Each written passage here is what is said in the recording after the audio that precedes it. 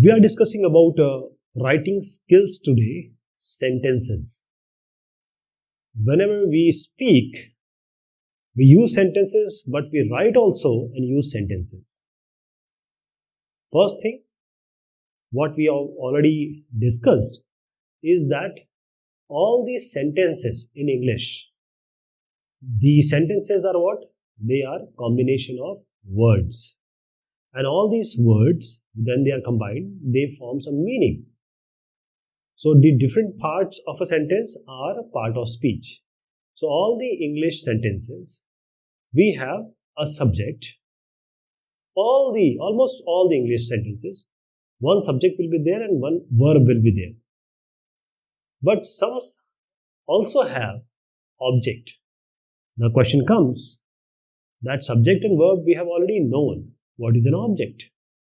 So subject is the person or a thing that does an action. That is, a subject is any person, you and me, or any thing that does certain action. Kriya, it works, sit, eat, like this. So these are the verb associated with subject. So object is a person or a thing that receives the action. Subject is working. What working? Verb. But the subject is working on what? Object. Subject is working on an object. So the object is that thing or that animal, that place, that person on whom this subject is doing action. Divya reads a book. This is an example. So if you look it very closely, Divya is a subject. That is, she is reading a book. Reads means a verb. Action, a book. What is she reading? Object. So the object is what? Whom the action has been done by Divya. So let me tell you again. The subject is a person or a thing that performs an action. For example, this gives you an answer of who or what performed the action. Who performed the action?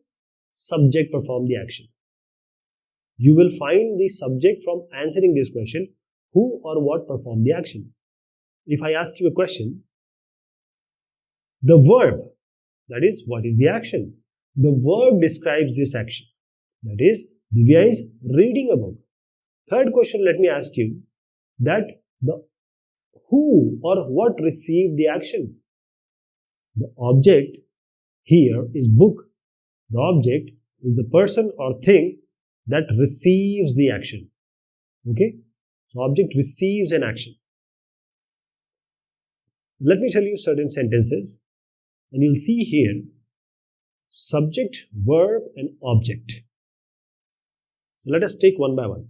I ate an apple. I means you are eating.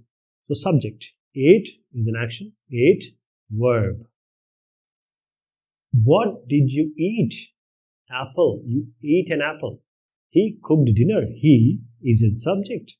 Cooked is a verb. And dinner, what he ate, what he cooked. Dinner, he cooked dinner. So dinner is object here. She kicked the football. She is a girl, so she is a subject. And verb is kicked. But she kicked what? Football. Football is kicked by whom? So football is the object. Diya and Sanja broke the bottle. Diya and Sanja both are subject here. Broke is todana, breaking. So it's a verb. And the object is the verb. The object, sorry. So this is how we define these. So we talked about object on whom the subject is working. So the object can be direct also and indirect also. Direct and indirect. What are direct objects? The direct objects are the ones directly acted on by the word or verb, action word. So directly action is happening on it. Direct object. Let me give you an example. What does Divya read? If you answer in that particular sentences which we discussed, what does Divya read? So reads is the verb. The answer is book. Divya is reading a book. So now you have a clear object here which has a direct, you can say, implementation of the verb, right? So direct object answers the question what. If you ask what does Divya read? What does Divya read? This is a question. And if I take you back, what does Divya read? A book. So what does Divya read is corresponding to a direct object. Now coming to indirect object, what are the indirect object? If you ask to whom or for whom, if you ask a question in a sentence, this answer, the answer of this question will give you indirect object. Abdul gave a gift to his mother. Now see this sentence. Abdul gave a gift to his mother. Now Abdul is a subject, very clear. Gave is an action, verb.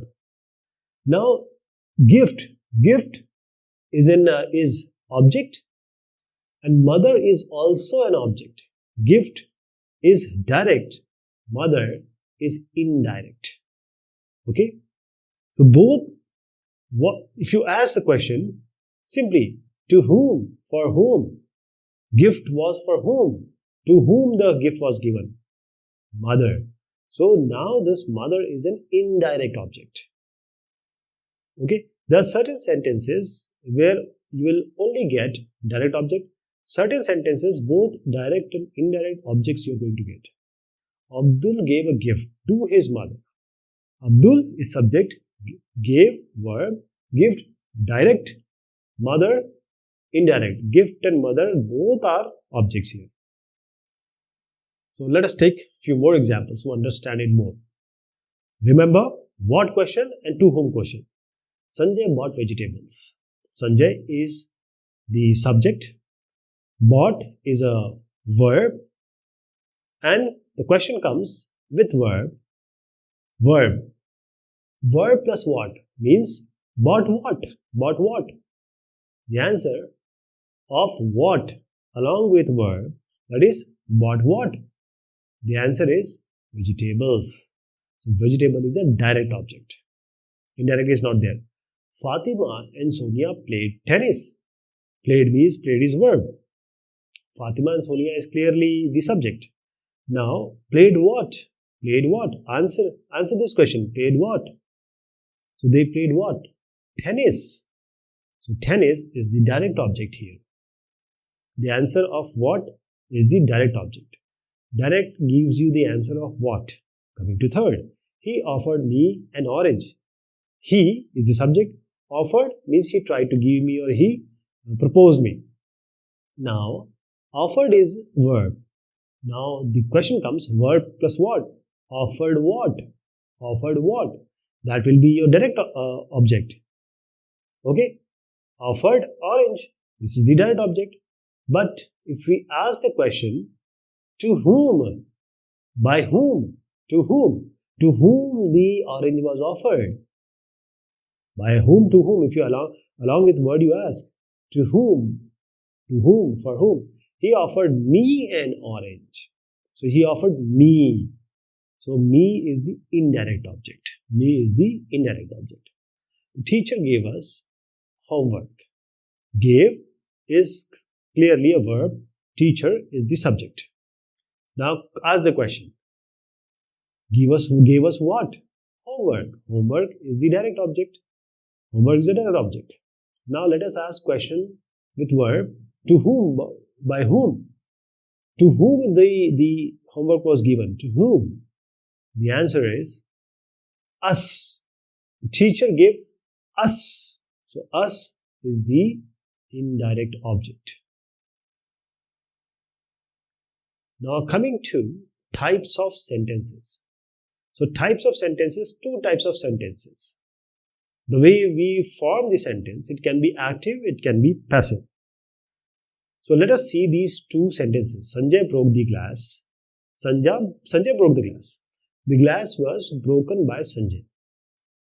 The glass was broken by Sanjay.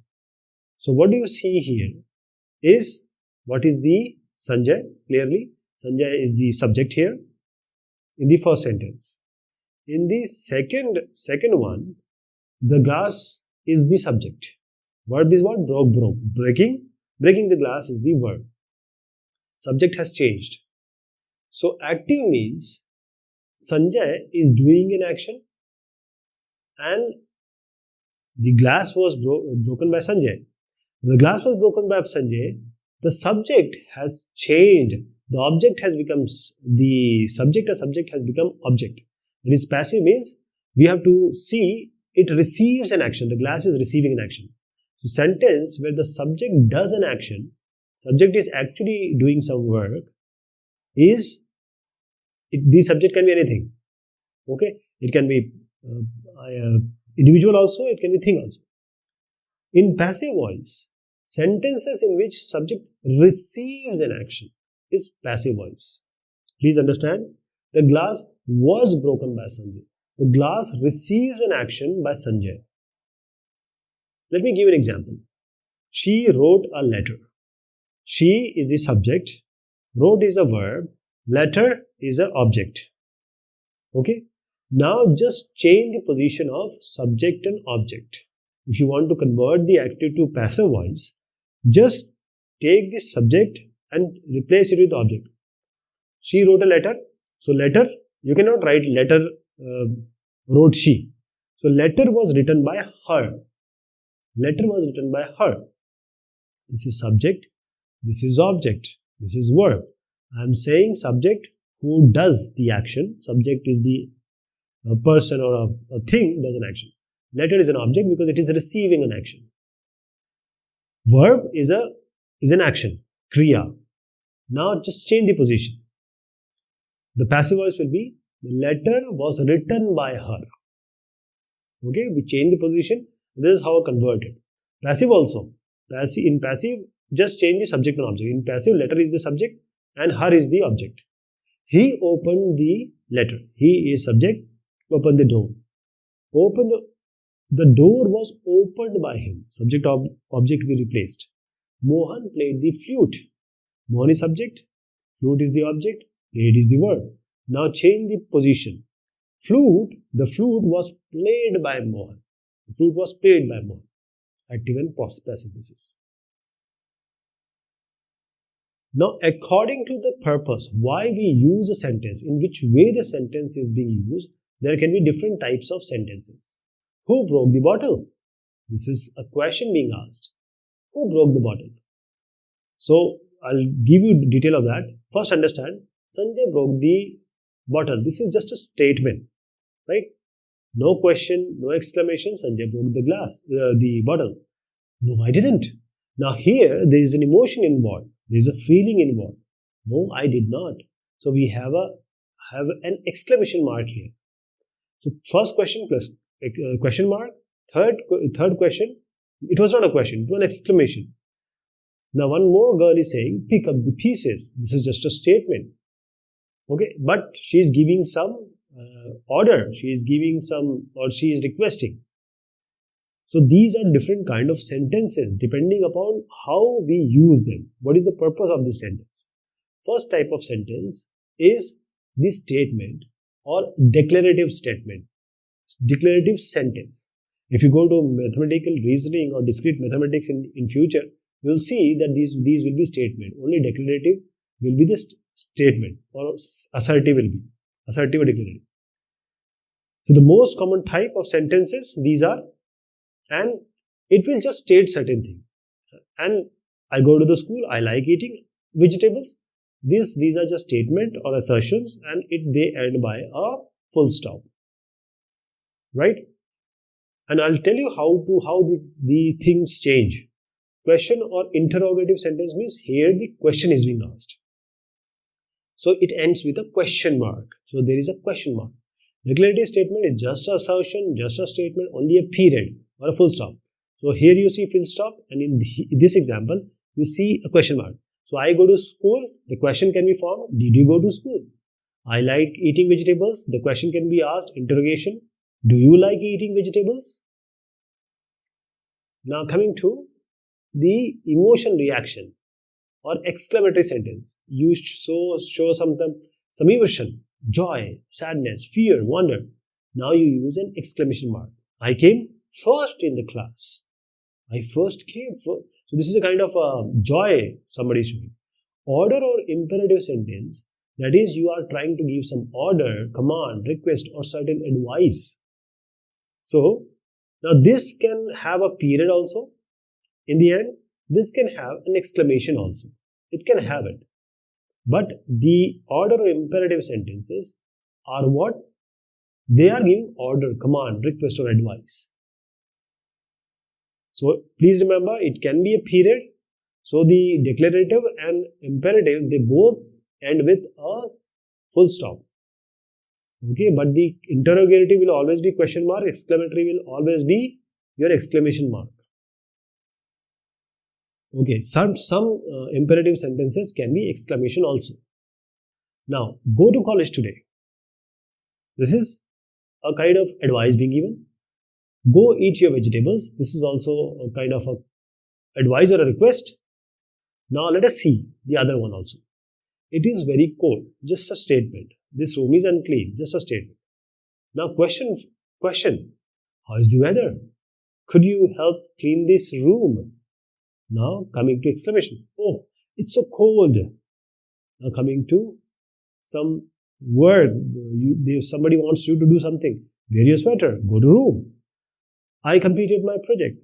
Just a statement. Okay, you have completed your project. There is no question. There is no emotion. I exercise every day. Now question, if you take it as question, did you complete your project? Do you exercise every day? So this is a question. Now coming to emotion, feelings. I completed my project. You are happy that you completed. And if you are giving some order, complete your project. Or some advice, go and exercise today.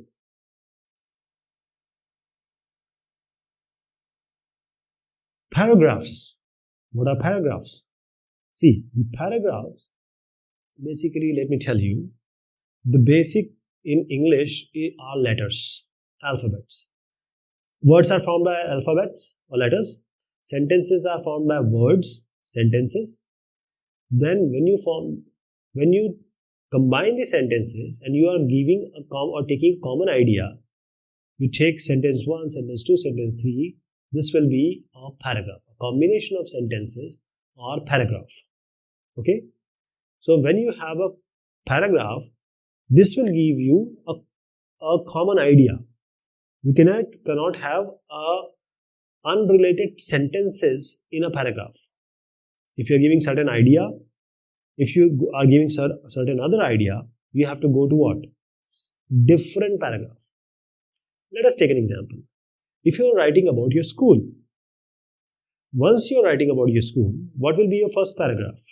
The first paragraph can be about what is the name of the school, what is the location, what is the size of the school, that is the strength. This is the first paragraph.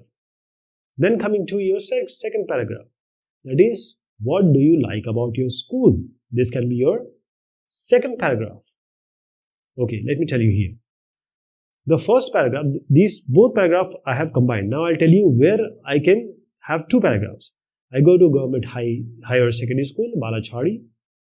So the name of the school, there are 100 students, strength, and 7 teachers in my school, strength. The school is on the main road, very close to the city railway station and local hospital. Okay. Now this is your first paragraph.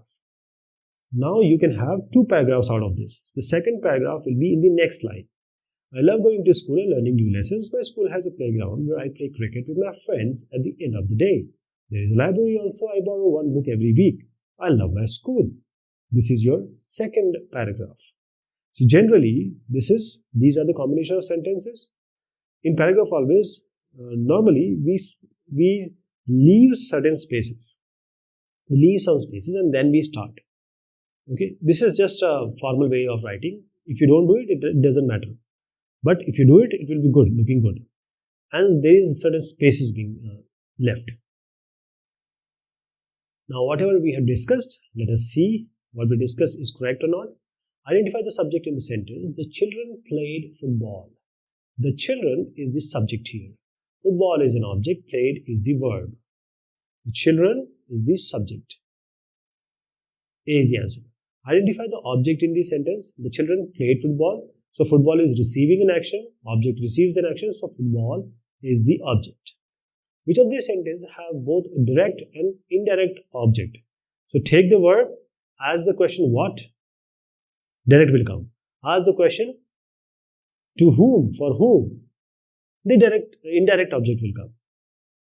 So direct, in verb you have to ask question what? Sanjay bought vegetables. Sanjay bought what? Vegetables. And in indirect, to whom, for whom?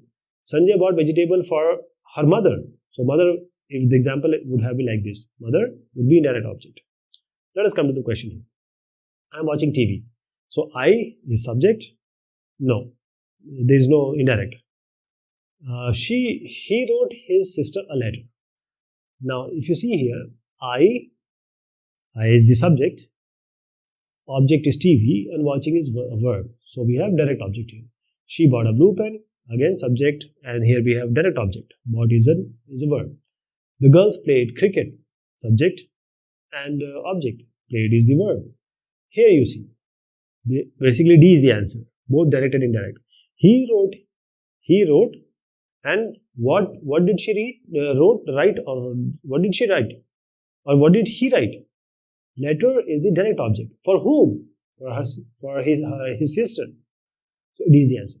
Which of these sentences in the passive voice? So the subject does the action, active. Subject receives an action, that is a passive voice. They are watching TV, it's straightforward. Clock was repaired by Raju.